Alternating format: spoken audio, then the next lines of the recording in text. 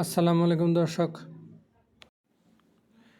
ইসরায়েলের ব্লকেড বা অবরোধ অব্যাহত, চলছে গাজায় হামলা, মরছে মানুষ। এটাই যেন গাজার মানুষের নিয়তি এখন। অন্তত গত একটি বছরের উপরে তাদেরকে নির্বিচারে এভাবেই হত্যা করেছে ইসরায়েলি সেনারা।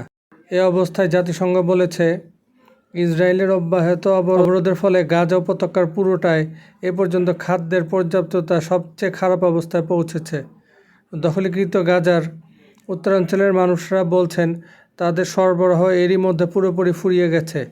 ফিলিস্তিন বিষয়ক জাতিসংঘের শরণার্থী বিষয়ক প্রতিষ্ঠানের UNRWA প্রধান ফিলিপে লাজ্জারিনি বলেছেন, বিশ্বের মধ্যে মাথাপিছু সবচেয়ে বেশি শিশুর অঙ্গহানি ঘটেছে গাজায়।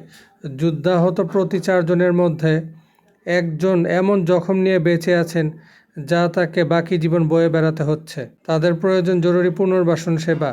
এর মধ্যে আছে কেটে ফেলা অঙ্গের যত্ন, মেরুদণ্ডের ক্ষতের যত্ন নেওয়া।